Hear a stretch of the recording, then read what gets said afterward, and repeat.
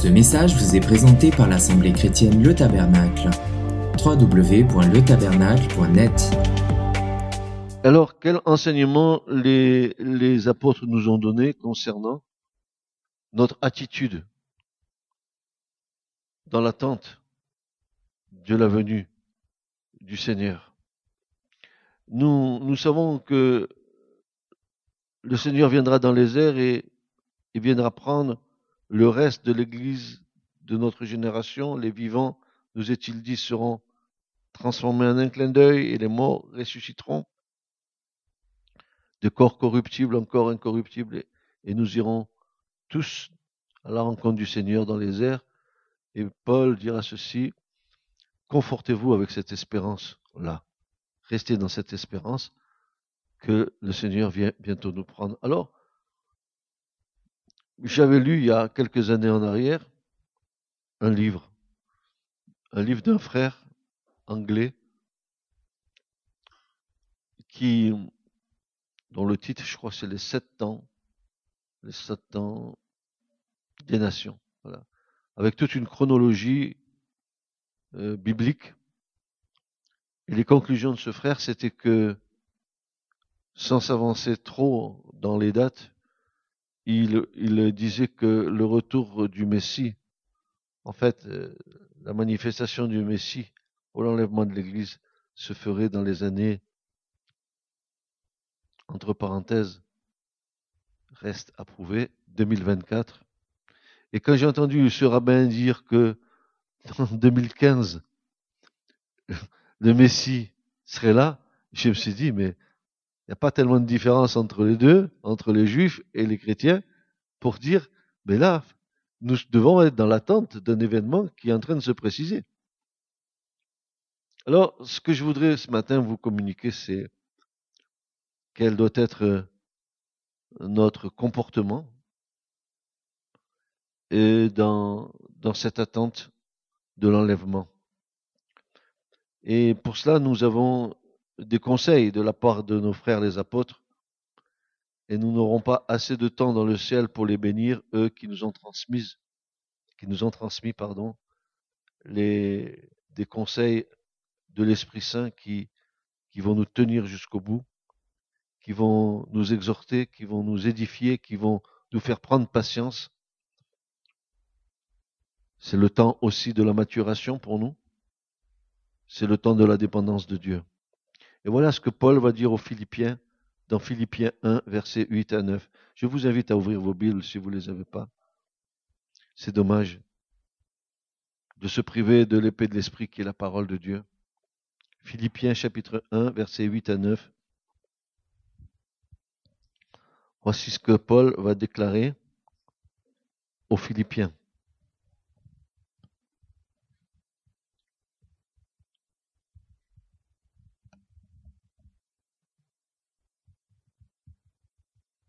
Il pourrait aussi bien ce matin se présenter à nous et déclarer exactement les mêmes choses. Voici ce que Paul va dire.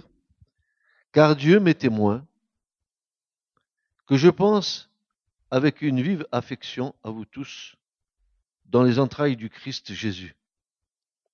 Et je demande ceci dans mes prières. Que votre amour abonde encore de plus en plus en connaissance et toute intelligence, pour que vous discerniez les choses excellentes, afin que vous soyez purs et que vous ne bronchiez pas jusqu'au jour de Christ, étant remplis du fruit de la justice qui est par Jésus-Christ, à la gloire et à la louange de Dieu. Voici ce que Paul déclare à l'église de Philippe. Je demande ceci dans mes prières, que votre amour abonde encore de plus en plus en connaissance et en intelligence, pour que vous discerniez les choses écrites, afin que vous soyez purs et que vous ne bronchiez pas. Et le verbe broncher ici dans le texte original, ce verbe broncher veut dire aussi afin que vous soyez irréprochables. que nous n'ayons rien à nous reprocher. Et alors, d'une manière métaphorique, ne poussons pas les autres au péché par le mode de vie, afin que vous ne trébuchiez point. Voilà ce que veut dire broncher. Que vous soyez purs et que vous soyez irréprochables. Les chrétiens des temps apostoliques étaient confrontés à ce type d'attitude, ce mode de vie dans l'attente du jour de Christ et dans le quotidien de vivre leur foi. Et dans notre génération, ces paroles prennent tout leur sens. Comment Paul va-t-il les conseiller pour leur donner le juste équilibre qui ne les décevra pas si les choses n'arrivent pas comme il le supposait? D'abord, Paul renouvelle son amour aux Philippiens. Il va dire, j'ai une vive affection dans les entrailles du Christ. Paul renouvelle son amour aux Philippiens dans les profondes affections du Christ. Il déclare son affection à la communauté. Il confesse même sa vive affection dans les entrailles de miséricorde du Christ. C'est une identification totale avec cette communauté de croyants. Paul s'identifie à ces croyants. Un amour profond dans le Christ liait Paul aux Philippiens. Et là, nous discernons le cœur de berger de Paul. Comment un homme peut-il dire des choses aussi profondes, aussi belles, aussi puissantes? Comment peut-il dire ceci? Je pense avec une vive affection à vous tous. Nous aussi, nous sommes des enfants de Dieu. Est-ce que nous pensons ces mêmes choses les uns envers les autres? Est-ce que nous avons une vive affection les uns envers les autres? Et Paul va dire, afin que vous abondiez de plus en plus en amour. Est-ce que notre amour déborde sur nos frères, sur nos sœurs?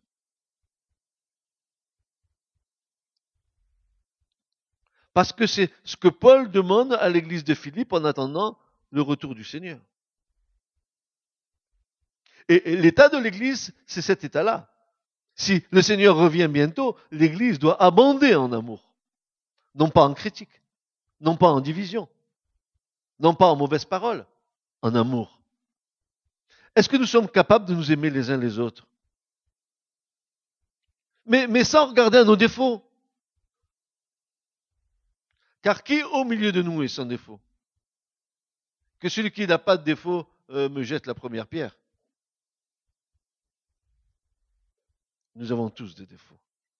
Mais l'amour couvre une multitude de péchés. L'amour, c'est quelque chose qui va jusqu'au bout. Quand on dit, quand tu aimes, ça ne compte pas. Tu ne comptes plus. Tu donnes et tu donnes et tu donnes. Est-ce que tu abondes en amour pour l'Église du Seigneur? Est-ce que tu abondes en amour pour tes frères? Au lieu de critiquer, est-ce que tu abondes en amour envers eux?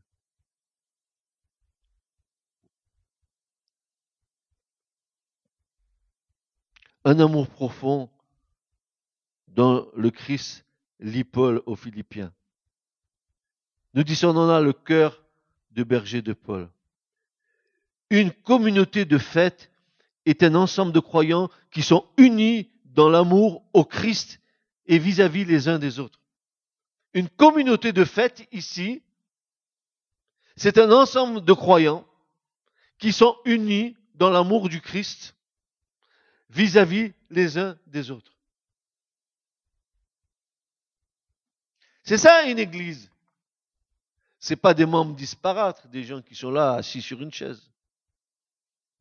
Le filigrane de l'église, ce qui tient l'église, mais c'est l'amour.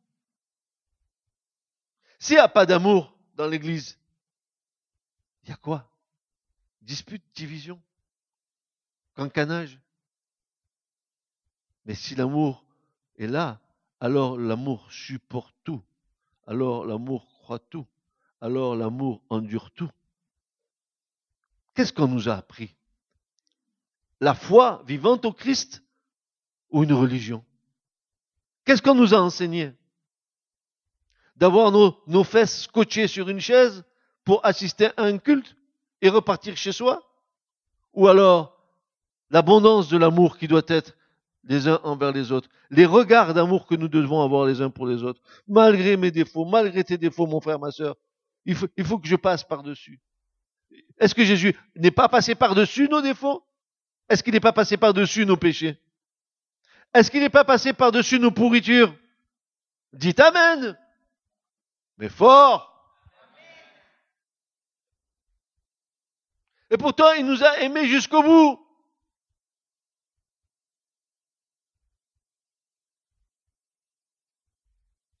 Une communauté de fête est un ensemble de croyants qui sont unis dans l'amour au Christ et vis-à-vis les uns des autres. En fait, c'est vivre le premier et le second commandement pleinement. Une communauté dans laquelle je suis à la place que Dieu m'a impartie. Là où Dieu me veut. Là, pas là où moi je veux être. Un coup là, un coup là-bas. Où est ton utilité si tu n'es pas à la place que Dieu t'a impartie dans le corps local?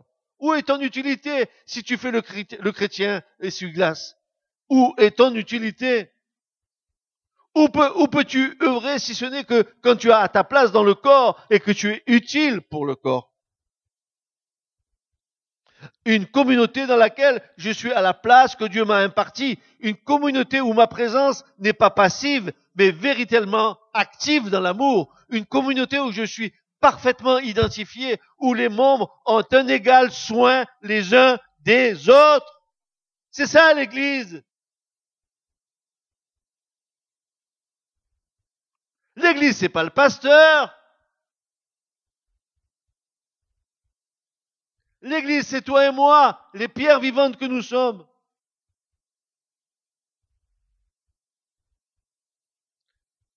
Une communauté où je suis parfaitement identifié, où les membres ont un égal soin les uns des autres. Pas une communauté dans laquelle je ne fais que consommer, mais une communauté où je suis utile dans l'appel que Dieu m'a adressé. Où je suis utile, pas inutile, utile. Si tu es inutile, tu n'es pas à ta place.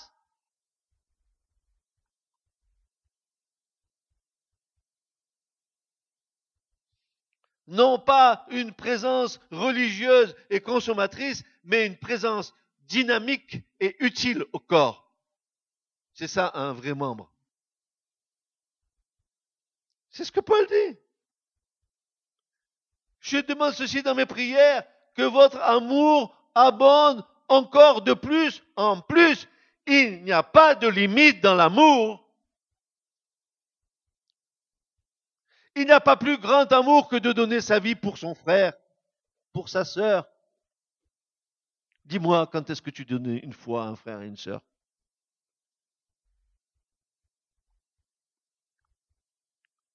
Quand est-ce que tu es passé par-dessus ses défauts pour aimer comme Christ a aimé?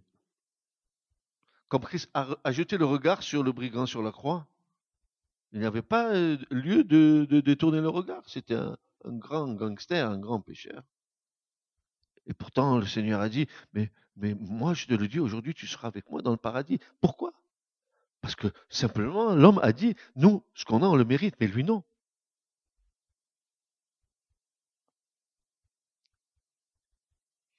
Paul va établir un point suffisant, un ancrage dans lequel les Philippiens vont se reconnaître pour qu'ensuite il puisse leur communiquer ses instructions pour les édifier. Oui, il va leur dire abondez dans l'amour. Et maintenant, je vais vous dire des choses. Il va fixer le point. Il va dire le point de départ de ma requête envers vous, c'est d'abord je vous aime.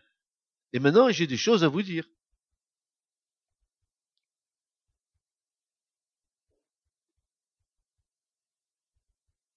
Je vous aime, mais j'ai des choses à vous dire. Que vous abondiez de plus en plus en amour. Oui, avec tous les frères, nous faisons exception de personne.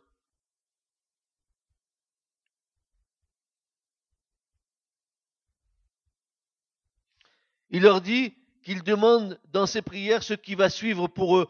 Je demande ceci dans mes prières, que votre amour abonde, c'est-à-dire qu'il excelle encore plus, qu'il déborde, un amour qui déborde. Pas un amour qui s'auto-justifie, un amour qui déborde. Je ne retiens pas. Ton cœur s'ouvre et ça coule et tu aimes. Et tu aimes.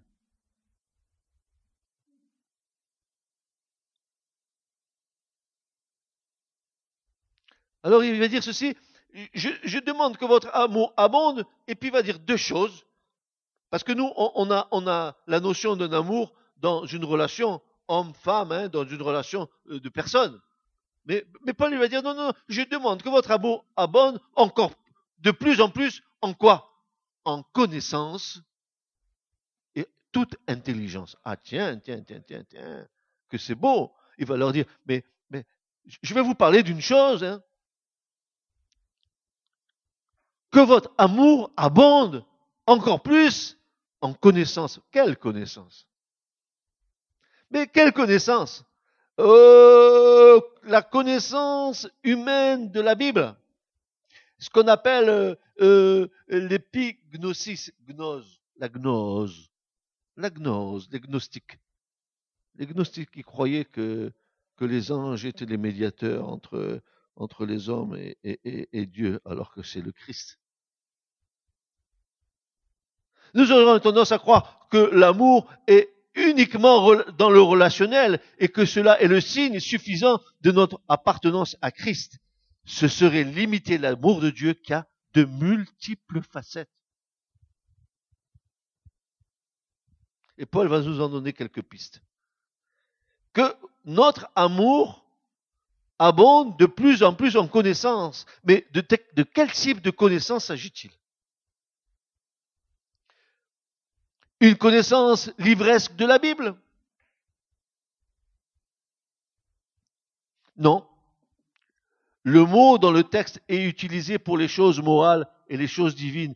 Une connaissance précise et une connaissance correcte. Voilà ce qu'est la véritable connaissance, la vie éternelle. C'est qu'ils te connaissent à toi, le seul vrai Dieu, et celui que tu as envoyé, Jésus-Christ. Jean 17, 3.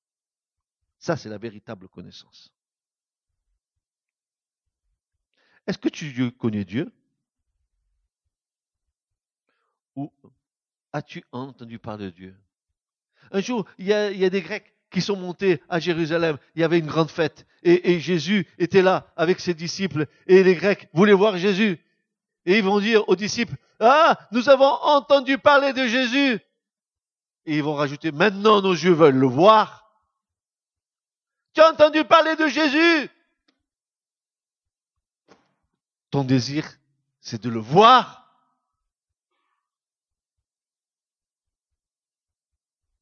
De le saisir,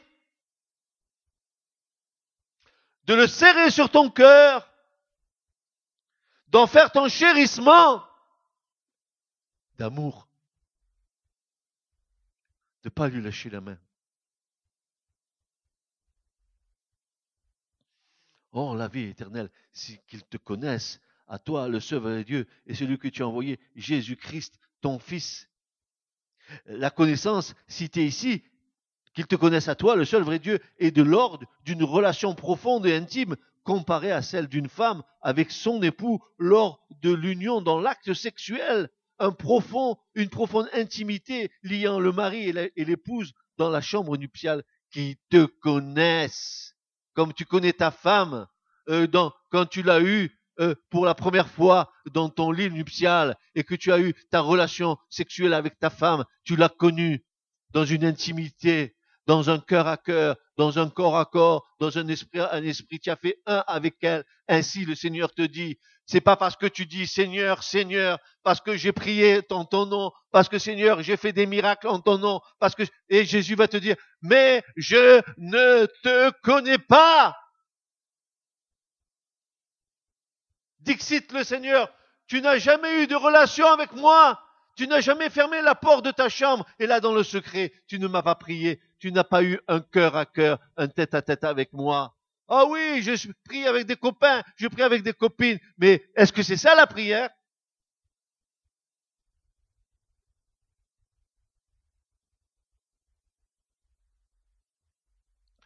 La prière qui est dans la confidence. La prière, ce que tu ne peux pas dire quand tu es avec les autres, que tu dois dire avec ton cœur à ton Seigneur. Des choses que les autres ne savent pas, mais que tu dis à ton Seigneur. Comme dans la chambre avec ton épouse. Tes enfants, ils ne savent pas ce que tu dis à ton épouse dans la chambre. C'est une espèce d'intimité, de confidentialité que les enfants n'entendent pas. C'est entre le mari et la femme. Ainsi en est-il avec Christ et ma vie.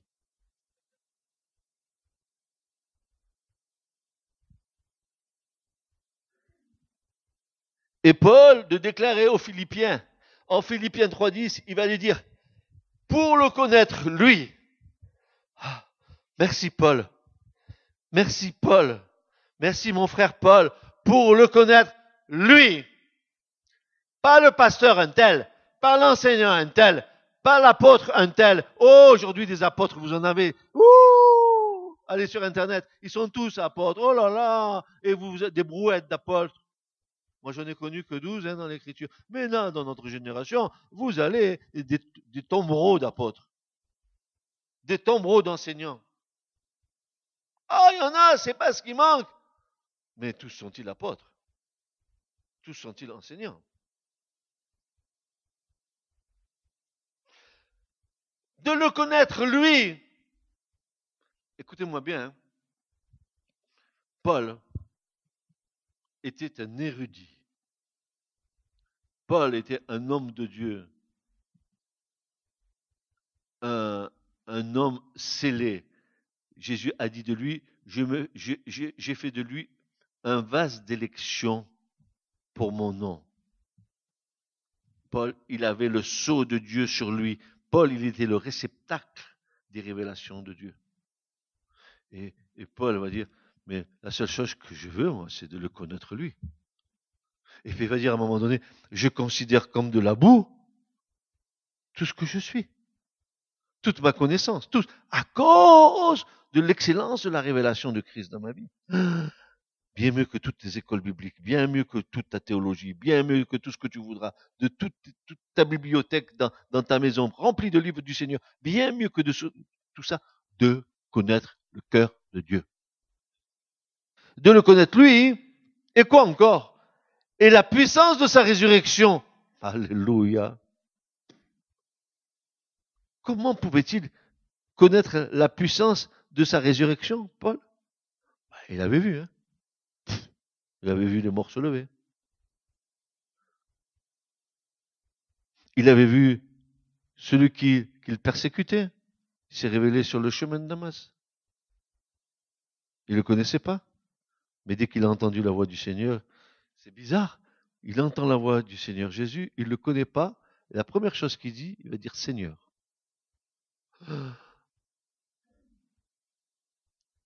Avant que je te dise Seigneur, il va passer du temps, hein, il va falloir que je te voie. Mais Jésus le connaissait.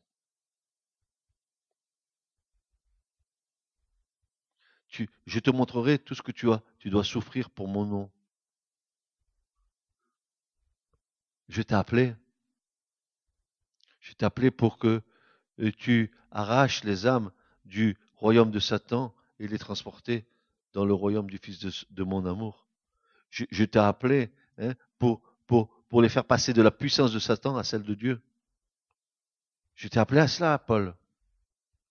Pour venir au Seigneur, tu crois que c'est facile? Pour venir au Seigneur, tu crois que ça se fait comme ça? C'est un combat à la mort.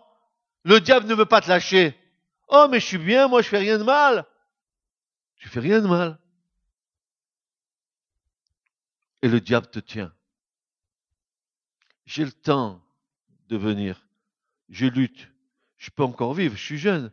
Si je m'attache au Seigneur, ça y est, je vais devenir un moine, une bonne sœur, une moinesse. Mais jamais le Seigneur a dit cela. C'est toi, tu fabules. Tu crois que Christ va te ravir ta liberté. Non, il va te mettre gérant de ta liberté. Et tu en rendras compte. Qu'est-ce que tu fais de ta vie? Qu'est-ce que tu fais de ta liberté? À quoi tu la soumets, ta liberté? À ta chair, à tes désirs ou à la volonté de Dieu? Et chaque fois que tu te soumets à ta chair, chaque fois tu te fais avoir, tu te fais piéger, et tu pêches de plus en plus. Et le Seigneur est là, il est à la porte et il t'attend. Il patiente avec toi. Car le temps de la patience de Dieu, c'est ton salut.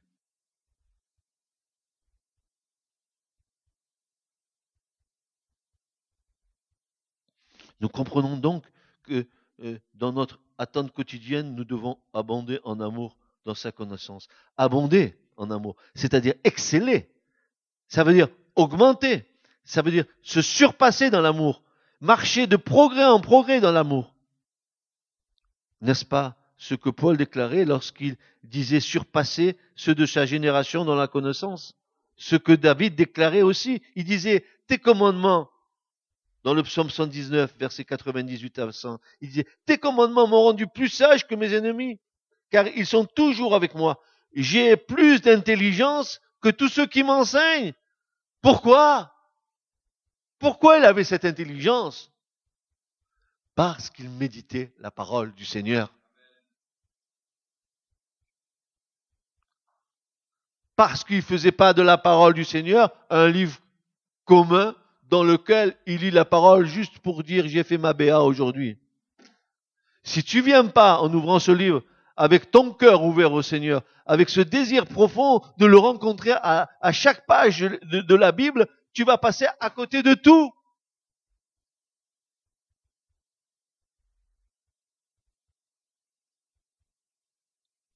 Il va dire, j'ai plus d'intelligence que tous ceux qui m'enseignent, car je médite. Et en disant je médite, il nous dit que cela va le faire déboucher sur la réflexion de la parole.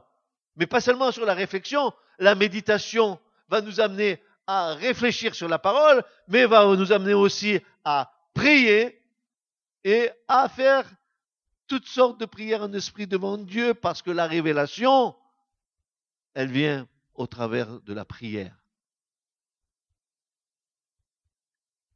Tu n'auras jamais une révélation de Dieu si tu n'as pas mis dans la prière Dieu à la première place.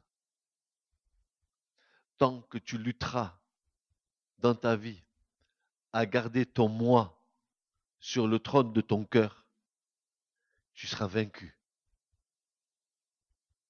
Tant que tu persisteras à garder ton moi et au lieu de le déboulonner, au lieu de le faire tomber par terre, je me souviens que quand ils sont rentrés en Allemagne après la guerre de 39-45, ils ont mis par terre toutes les statues d'Hitler.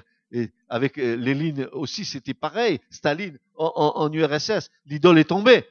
Ils ont fait tomber l'idole du principe de vie du pays. Ainsi, il en est de ta vie où tu dois déboulonner toutes les idoles qui sont sur ton cœur. Les déboulonner et les faire tomber à terre afin que Christ vienne régner sur le trône de ton cœur.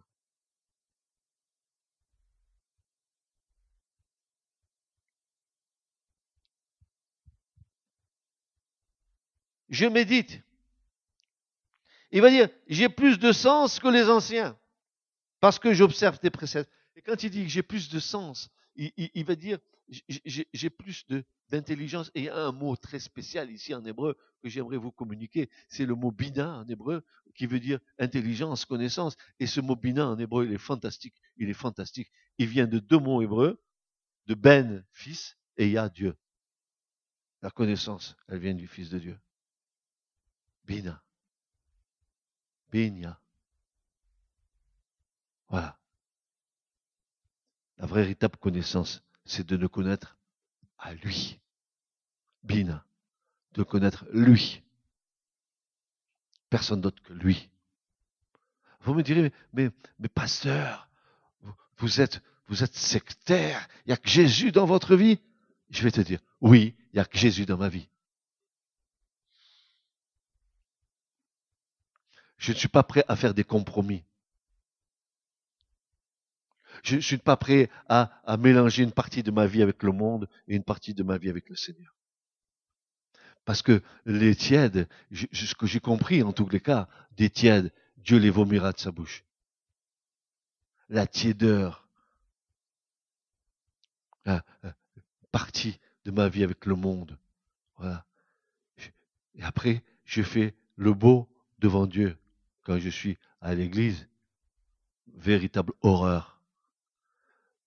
Dieu est patient. Dieu est patient. Très patient. Il dit, en toute intelligence, il n'est pas question d'intelligence humaine qui aurait une quelconque abondance dans le discernement quant à Christ, car nous le savons malheureusement, ce type d'intelligence est opposé à l'Esprit de Dieu. Mon intelligence humaine est opposée à l'Esprit de Dieu. Église, dis-le-moi avec moi. Mon intelligence humaine, s'il vous plaît, de l'harmonie, mon intelligence humaine est opposée à l'Esprit de Dieu.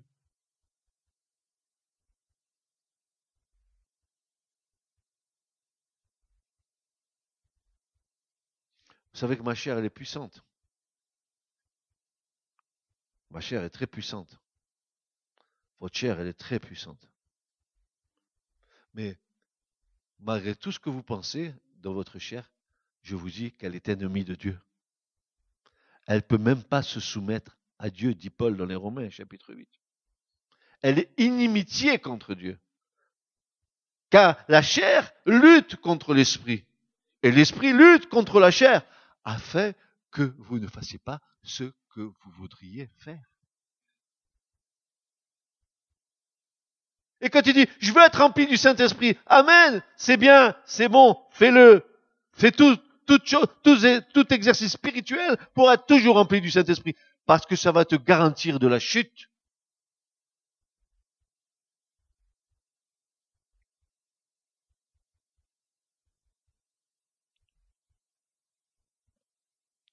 Notre intelligence ne vient pas de nous, mais nous la tenons de celui qui est véritable. Et c'est ce que Jean va dire.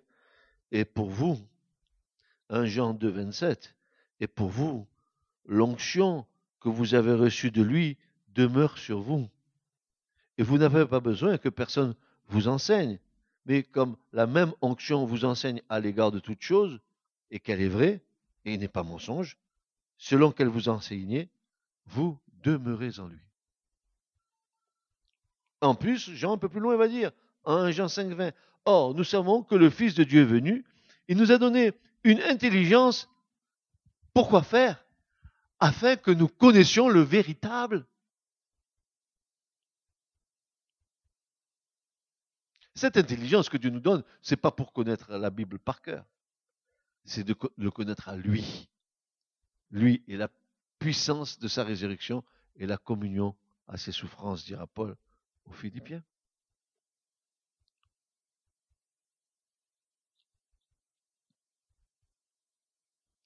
C'est aussi l'acte de bonté et de miséricorde que Christ a accompli lorsque le soir de la résurrection, voilà. Tu comprends rien. C'est comme les disciples. Ça faisait 3 ans et demi qu'ils avaient le maître à côté. 3 ans et demi que si tu avais Jésus à côté, tu pourrais dire, moi, aujourd'hui, j'ai passé 3 ans et demi avec le Christ. J'ai vu ces trucs, j'ai vu ces choses, j'ai vu ces miracles, j'ai vu tout. Et pourtant, le soir de la résurrection, Jésus est obligé de venir vers ses disciples et de leur ouvrir l'intelligence pour qu'ils comprennent. Quoi? Pour qu'ils comprennent tout ce qui était écrit de lui dans les prophètes, dans la loi, les prophètes et dans les psaumes. Ils avaient encore rien compris. Tu peux parler de Jésus, tu peux dire Jésus ci, Jésus mis, et peut-être tu n'as rien compris. Il faut que le Seigneur t'ouvre l'intelligence. Pour comprendre, pour entendre ce que disent les Écritures. Et c'est ta part de responsabilité dans les temps où tu vis, n'est-ce pas, dans la proximité du retour du Mashiach, que tu abondes en amour, mais que tu abondes en connaissance et en toute intelligence. Je m'excuse, il y a un proverbe qui dit, mais tu vas pas mourir bête.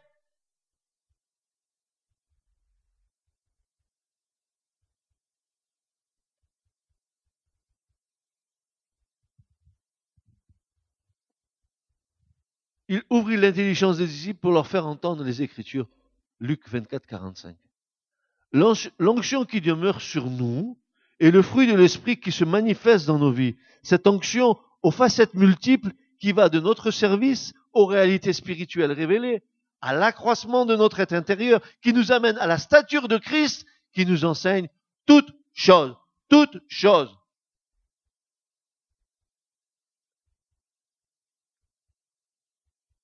Jésus va nous comparer à des vierges sages. Et là, nous devons comprendre quelle doit être l'attitude correcte du croyant dans l'attente. Frères et sœurs, je parle de vierges sages et j'ai un petit témoignage à vous donner. Tout petit, tout petit. Hier, je prends mon téléphone, j'appelle une sœur qui est martienne. Je dis, ma sœur martienne, comment vas-tu? Et je commence à partager avec elle. Tout d'un coup, elle me dit, tu sais, Francis, le Seigneur m'a poussé à reprendre le livre que tu as écrit, à le relire entièrement. Parabole des 10 vierges. Elle me dit, parce que je sens dans mon cœur qu'il y a un empressement de Dieu. Il faut que je relise ce livre. Pourquoi Dieu fait ça? Le Messie arrive. Elle me dit, je veux savoir comment les vierges sages vivent. À nouveau.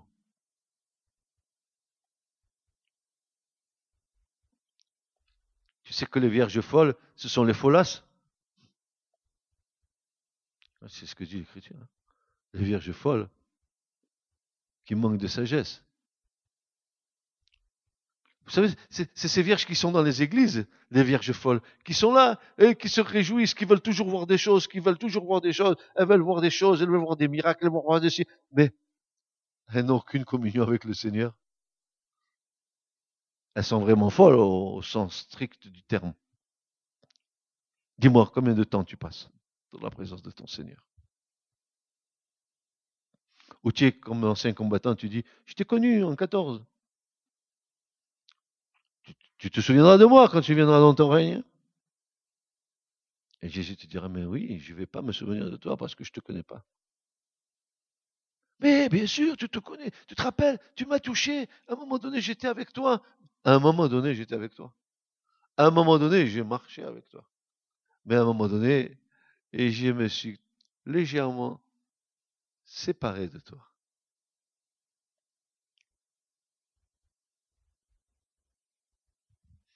Jésus va nous comparer à des vierges sages, et là, nous devons comprendre quelle doit être l'attitude correcte du croyant dans l'attente. Voilà les conseils de Paul pour notre vie au quotidien. Ce sont ces mêmes conseils qu'il a prodigués à Timothée. Il va dire ceci, 3 points d'ancrage essentiels pour la vie de l'enfant de Dieu dans l'attente du retour du Seigneur. Premièrement, cultiver la piété, c'est-à-dire avoir des relations personnelles avec Dieu. C'est ce que Paul dit à Timothée. C'est pas nouveau, n'est-ce pas? On ne tombe pas du ciel en entendant ça. Parce que c'est la vie normale du chrétien, de l'enfant de Dieu. Deuxièmement, il va lui dire, s'attacher à lire et à méditer régulièrement les Saintes Écritures qui rendent sage à salut. Tu cultives la piété. Qu'est-ce que ça veut dire cultiver? Tu pratiques la prière. Tu pratiques ta relation avec Dieu. Tu pratiques la communion fraternelle. Tu pratiques la relation d'amour.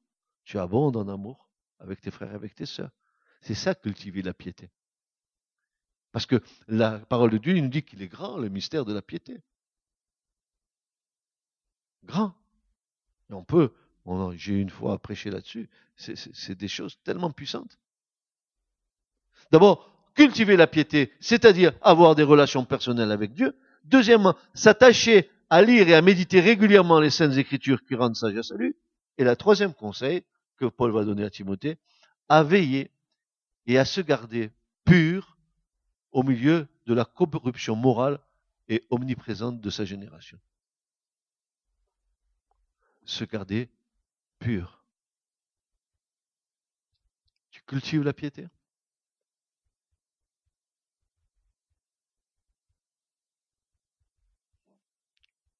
Tu lis, tu étudies la parole du Seigneur, ça va te rendre sage à salut, avec l'aide du Saint-Esprit, bien sûr. Et puis ensuite, tu veilles à te garder pur dans cette génération de tordus. Le diable est terriblement puissant. Il est fort. Et si tu prends pas garde, comme dit l'Écriture, si tu n'es pas sobre, tu vas chuter.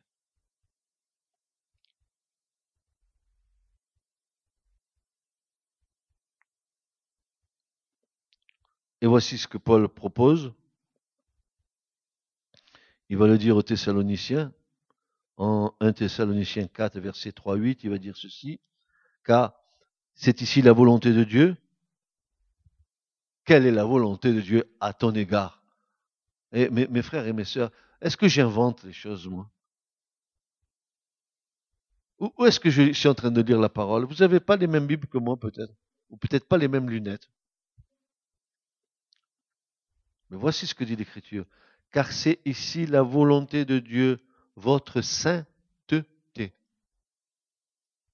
La volonté de Dieu, c'est ta sainteté.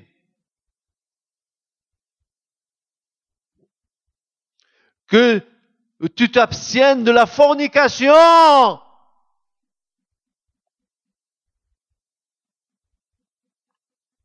Il parle à des enfants de Dieu. C'est ici la volonté de Dieu, votre sainteté, que vous vous absteniez de la fornication, que chacun de vous sache posséder son propre vase en sainteté et en honneur. Frères, sœurs, vous êtes le temple du Saint-Esprit. Dieu dit que si quelqu'un corrompt le temple de Dieu, Dieu le détruira. Est-ce que c'est moi qui dis ça? C'est Paul.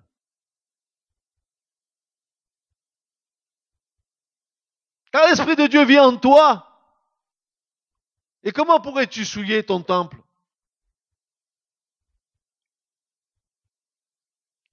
Le corps n'est pas pour la fornication, le corps il est pour le Seigneur. Et le Seigneur pour le corps.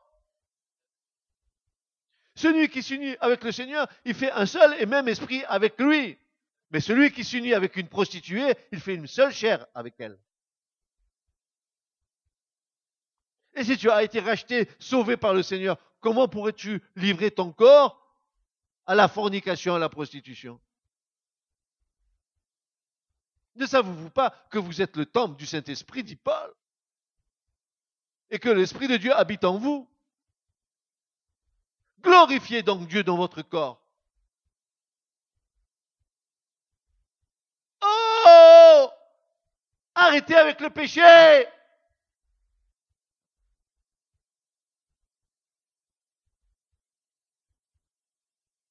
Jésus est mort à la croix pour cela.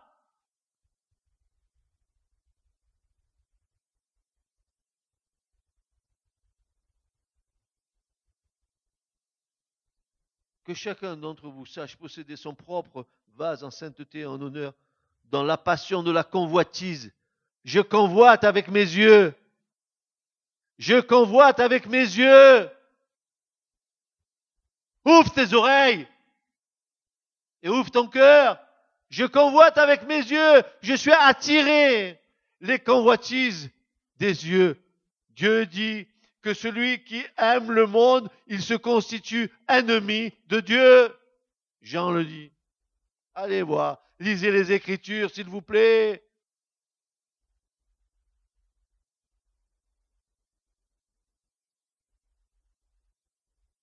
Chacun de vous sache posséder son propre vase en sainteté, en honneur, dans la passion de la convoitise, comme le font les nations.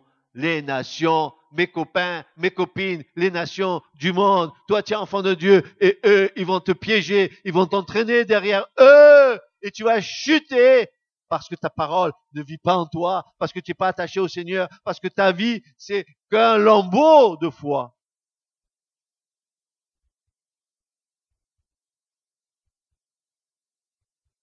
Comment pourrais-tu résister au diable si tu n'es pas soumis à Dieu?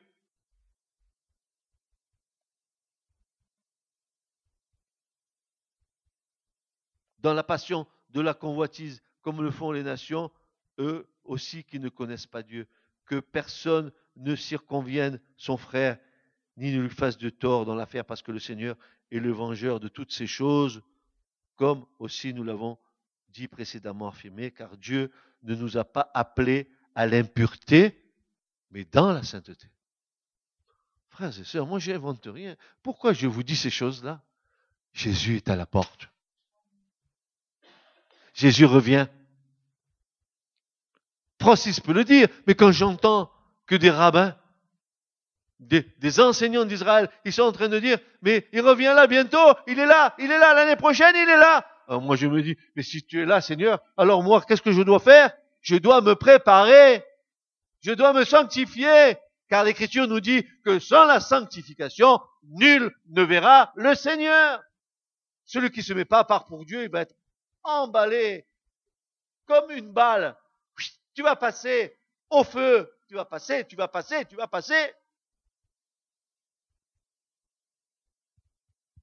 Car Dieu ne nous a pas appelés à l'impureté, mais dans la sainteté. C'est pour ça que celui qui méprise ne méprise pas l'homme, mais Dieu qui vous a aussi donné son Esprit Saint. Vous a donné son Esprit Saint. Dieu nous a donné son Esprit Saint parce que l'Esprit de sainteté en nous fait que nous allons garder nos vases purs.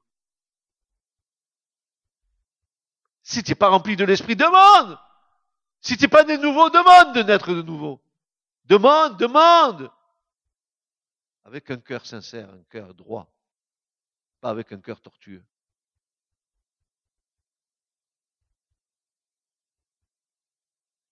Par la plume de l'apôtre Paul, l'Esprit Saint adresse aujourd'hui les mêmes exhortations et les mêmes recommandations à chaque enfant de Dieu. Sommes-nous prêts à les recevoir pour nous-mêmes? Rappelons ici que sans la sanctification, nul ne verra le Seigneur. Et maintenant, il y a un dernier point que je veux partager avec vous. Paul dit, abondez en amour les uns envers les autres, en toute connaissance, en toute intelligence. Et après, il va dire maintenant, n'est-ce pas, vous, en tant qu'individu, cultivez la piété, etc., etc. Et puis, et le troisième point qu'il nous reste à voir, frères et sœurs, c'est maintenant, qu'est-ce qu'il faut que nous fassions? Y a-t-il quelque chose à faire? Oui. Et ça, c'est l'apôtre Pierre qui va nous l'enseigner. Il va nous dire ceci dans 2 Pierre 1, versets 19 à 21, il va nous dire ceci. Et nous avons la parole prophétique rendue plus ferme, à laquelle vous faites bien d'être attentifs. 2 Pierre 1, versets 19 à 21. Écoutez bien. Et nous avons la parole prophétique rendue plus ferme, à laquelle vous faites bien d'être attentifs. Et le mot attentif, ici dans le texte original, veut dire à laquelle vous devez consacrer toute votre pensée à la parole prophétique et faire tous vos efforts concernant cette parole prophétique, car elle est comme une lampe qui brille dans un lieu obscur jusqu'à ce que le jour ait commencé à luire et que l'étoile du matin se soit levée dans vos cœurs. Ça veut dire que l'apôtre Pierre, comme l'apôtre Paul nous dit, alors, ok, dans la communauté, dans l'église, abonder d'amour les uns envers les autres, n'est-ce pas? Abonder aussi en connaissance et en toute intelligence dans les choses de Dieu.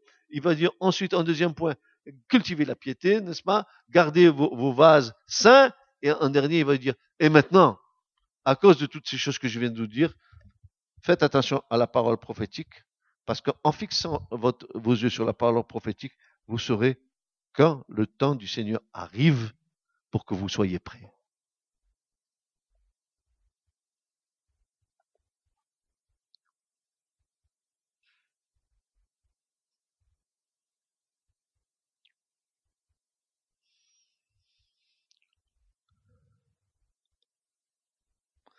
Parole prophétique, parole qui va concentrer nos vies, que nous allons faire toutes nos investigations pour pouvoir discerner les temps que Dieu a fixés d'avance. Connaissez-vous les temps que Dieu a fixés d'avance? Est-ce que vous avez discerné ces temps? Ces temps, ils sont ici, là-dedans. Cherchez, vous trouverez. Mais cherchez de tout votre cœur. Passez-y le temps que vous devez passer. Pour certains, un peu, pour d'autres plus. Mais ne lâchez pas vos yeux de là. Parce que vous serez gardés. Et quand les choses arriveront, vous les sentirez arriver. Il y aura dans l'air comme une espèce de frémissement que vous allez discerner et vous direz, c'est le moment, maintenant, ça vient. Le vent, il souffle, tu ne sais pas d'où il vient, tu ne sais pas d'où il va. Ainsi en est-il de tous ceux qui naissent de l'Esprit de Dieu. Le vent, il souffle. Tu le vois pas, mais tu en vois ses effets. Ainsi, dis-moi si tu as vu un jour le vent. Tu l'as vu, toi? Moi, j'ai jamais vu le vent, mais j'ai vu les effets du vent sur la création. Les arbres qui bougent, etc. Ainsi en est-il de l'Esprit de Dieu. Il va où il veut, et quand il veut, et où il veut. Et quand tu es un homme de l'Esprit, une femme de l'Esprit, que tu marches, conduit par l'Esprit, tu sais au fond de ton cœur, il y a des convictions de foi qui se forgent en toi, qui rentrent dans ta vie, et tu dis, je suis absolument sûr que ça va se réaliser maintenant. Pourquoi? C'est une conviction qui vient comme ça? Non. Ta conviction, elle vient du fait que pendant des années et des années, tu as mis tes yeux dans la parole, jusqu'à ce qu'à un moment donné, tu saisisses avec la grâce du Seigneur. C'est lui qui te révèle.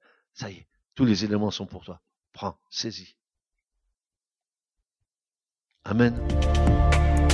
Ce message vous a été présenté par l'Assemblée chrétienne Le Tabernacle. www.letabernacle.net